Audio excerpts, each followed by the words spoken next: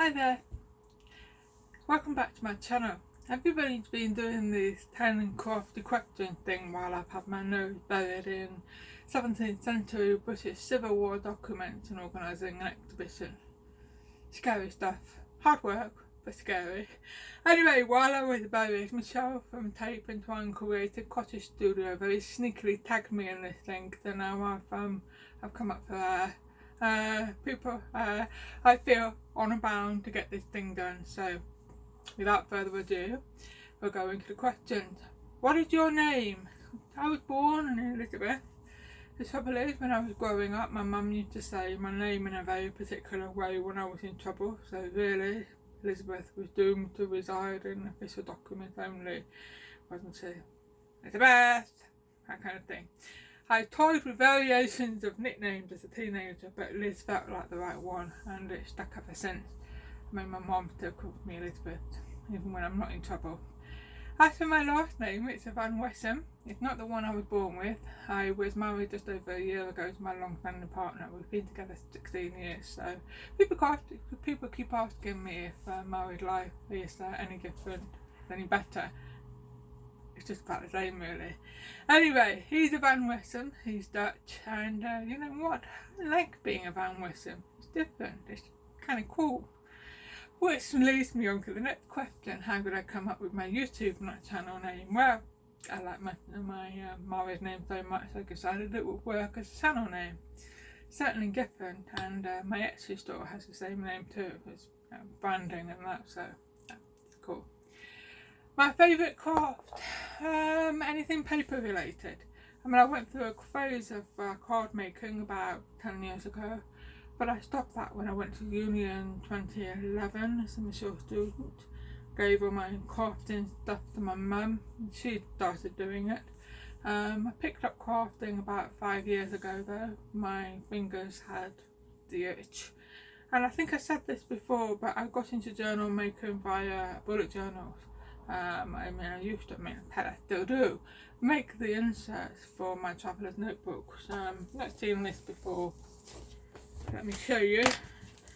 This massive thing is my traveller's notebook, and the inserts I make are basically just signatures, single bound signatures, so it's just bound in the middle there, and make little notebooks, and they get tucked in behind an elastic spine, and I go through one of those every month, so I make a lot of these things. Anyway, if you want to know more about that, you can ask me sometime. It's an easy jump to make into making books from there. I mean, inserts are basically signatures, like I said. I've tried all sorts over the years. I mean, I can knit badly, so a bit better.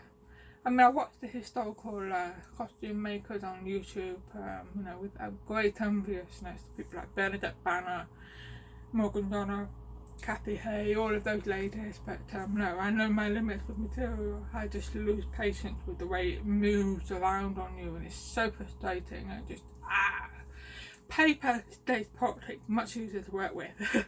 I mean, I do some material. I'm going to do some sewing on my journals. I'm sewing with beads and stuff, and hand sewing. I quite like that. I think paper also speaks very much to the sort of the other side of my life, the historian that's in me. I mean, historians are all about documents of one kind or another, reading them, analysing them, reading what they don't say, questioning them, comparing them with what other documents say. I mean, we make great detectives, historians do.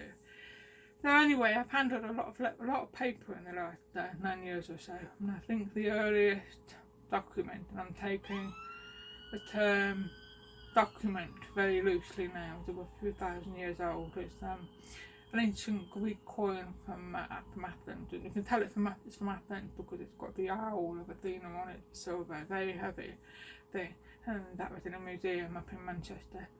Or possibly a Bronze Age axe head, but there was no writing on that.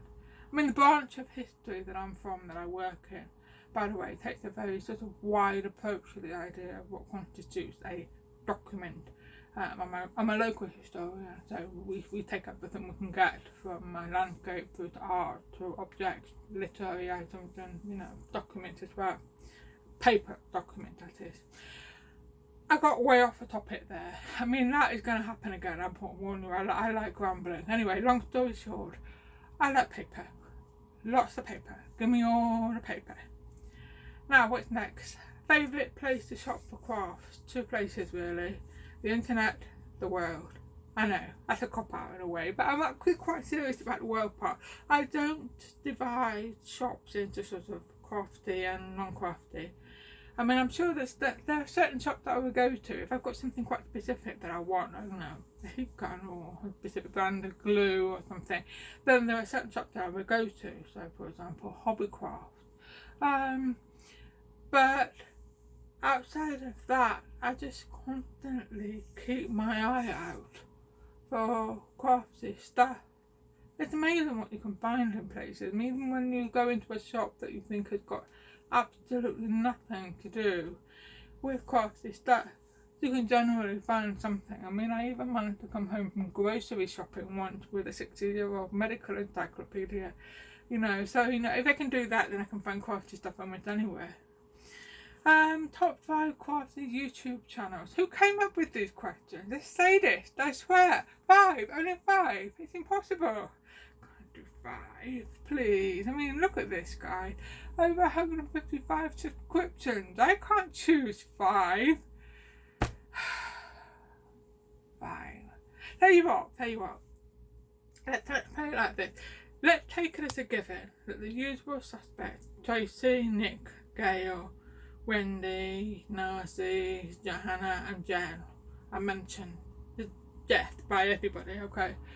If you don't know who I'm talking about in that list, that's fine. Drop me a comment and I'll fill you in. But I'm assuming that most people who watch this channel are going to know who I'm talking about. So, outside of them, Izzy B of Izzy B Craft Creations.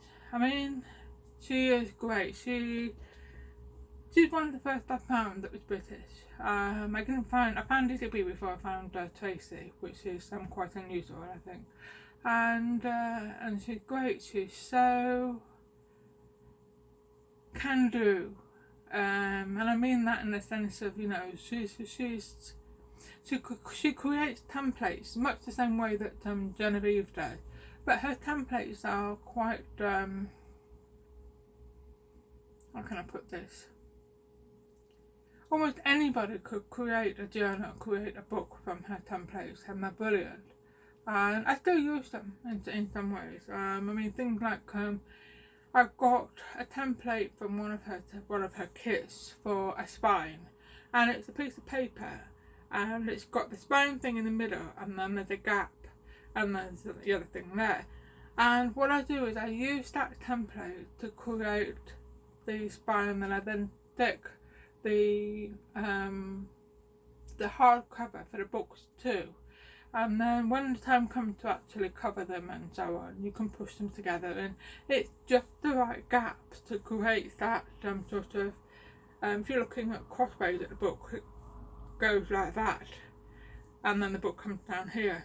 If that makes any kind of sense, it probably doesn't. But it gives that gap that you get in a hardcover book. See if I can find one. Yeah, here. There you go. There's one good thing about this office, there's tons of books around.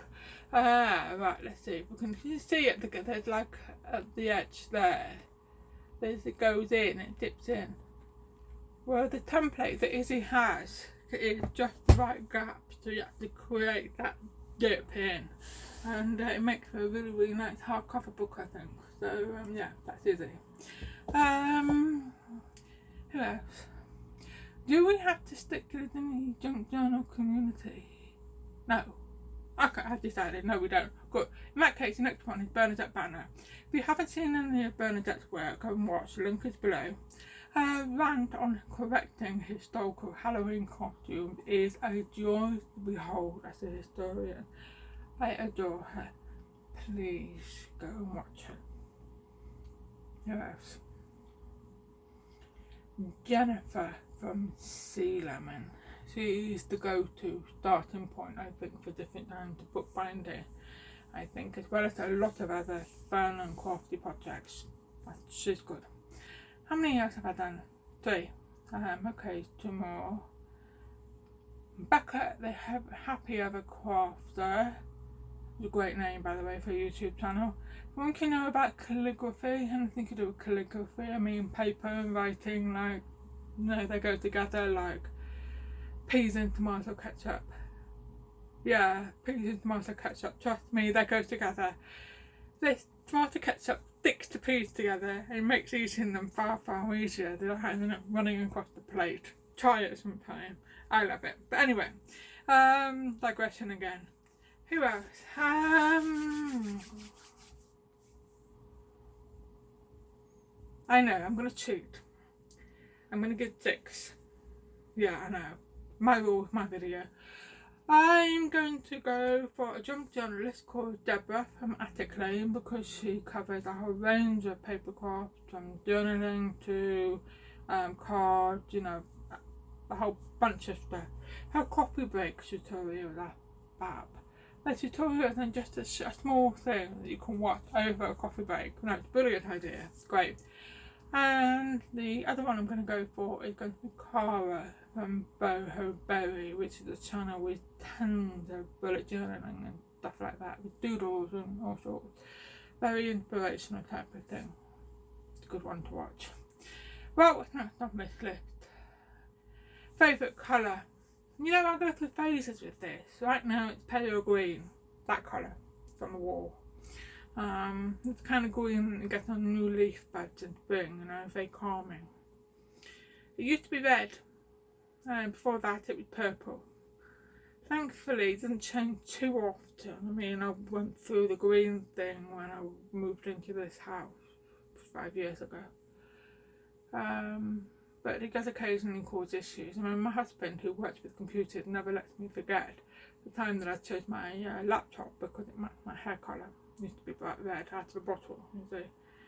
In my defence, I was torn between the red laptop and another one, and all the other stats were identical, so I had to make a decision based on something, so hair colour it was.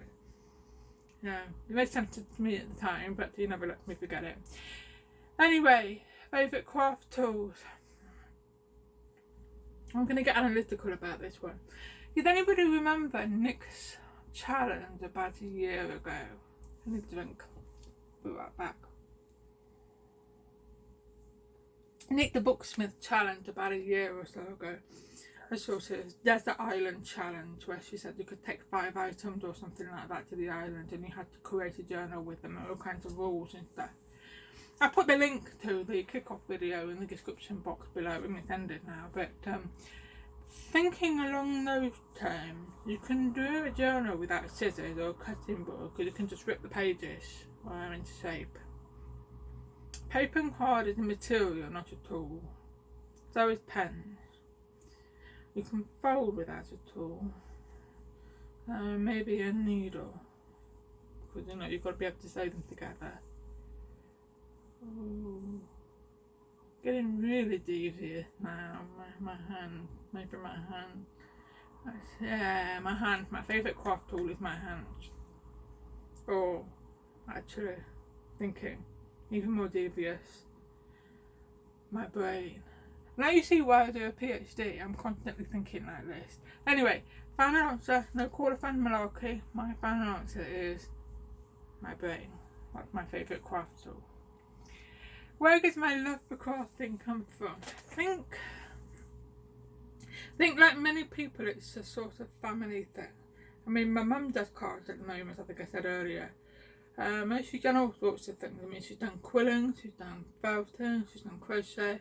Her box room is absolutely full of crafting materials. I told her she's not allowed to sell any of it. She's decided to give it all up. I want it. She's got a massive old margarine tub. It's sort of this sort of size, square, from the 70s, and it's absolutely just chock full of buttons. I'm sure she's got a stash of lace somewhere too and some other trimming. I want to go through her box room. My paternal grandmother was a knitter, a proper knitter I mean. Like, she could knit an entire jumper in one evening while watching telly and talking to her friends all at the same time. She'd just knit there, not looking at what she was doing. I used to watch her in fascination. My maternal grandmother was an artist. She painted. I mean, she would say that she only ever copied things that other people did. But I think she did it really well, and so I think of her as an artist. I mean, she did a lot of things too, flower arranging, got that talent. Much to my husband's satisfaction, first flowers he ever bought me, I promptly arranged them, and he just said, "This is so nice to buy flowers for a lady who knows what to do with them." That's very lovely. Anyway, she also does did drawing, which is not something that I inherited, sadly enough. I cannot draw for toffee. She did write. I've inherited my love of history and writing from her. My dad was a crafter too. He did woodwork when I was a child. He used to love sitting at a stool in the woodshed, watching him make things. I mean, I made a ship once, proper ship, probably about so big. Solid wood, it wasn't, hollow or anything, and I was so disappointed when it didn't float. My paternal grandfather was a gardener and a baker, who made the most amazing bread. Still got the recipe somewhere. And he was very much a new man. He would make breakfast for my grandmother, and he did the laundry for her, did all the ironing and everything. It was really unusual for a couple who actually got married during the Second World War. So in a way, I think it would have been odd if I hadn't crafted with, that kind of background. So when did I first start crafting? Ooh, as a child, definitely. I mean, I remember sewing with the brownies and with my mum, baking with mum, painting and flower arranging with my grandmother. It's something I find deeply pleasurable and hugely relaxing. I mean, my husband knows that I have to have time to craft. If I don't get that time for whatever reason, then I start to get really crabby and nappy and definitely a mental health thing. And I started to, because of that, I've started to actually schedule it into my diary in order to try to protect it from things that otherwise just take over and you don't get that time. It does carve that time out as being precious and essential and something that I absolutely must do, regardless of what else is going on. Right, last one. How are we doing? 17 minutes, not too bad. Favourite craft so far? Journaling, definitely. If only because it gives the opportunity to incorporate almost every other craft I do. I mean, I think the one exception is going to be something food related, but even then I suppose you could make salt decoration for the cover of a journal. So, definitely junk journaling. I would love to be able to learn how to do it. I mean, I've got somewhere. Hang on a minute. I'm going to get very close to you.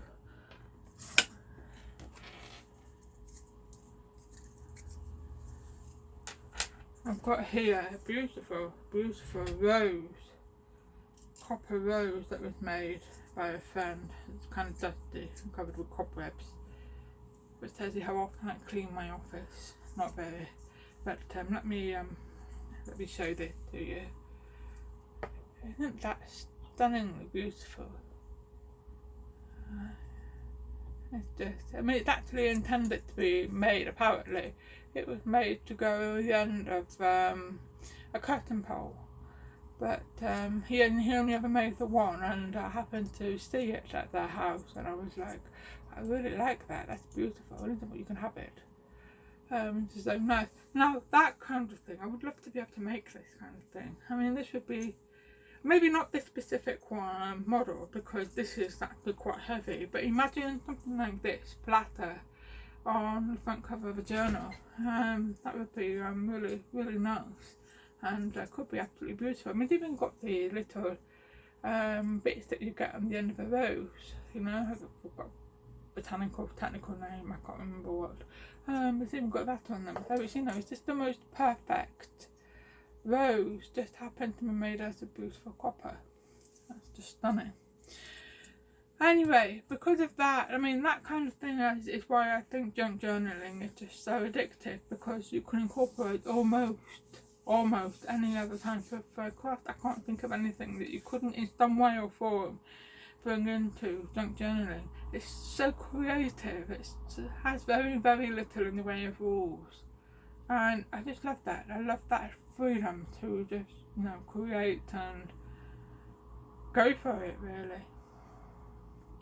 Right, I better tag someone. The trouble is, I think everyone will have been tagged already on the last one, as per usual. I'll tell you what, if you haven't been tagged yet and you'd like to be tagged, consider yourself tagged. There you go. That's it. You're it. Thank you very much for watching. I hope you enjoyed my rambling. If you'd like me to expand on anything I've said or explain anything, please do just ask me in the comments below. Don't forget to like, subscribe, ring the bell. See you all next time. Bye for now.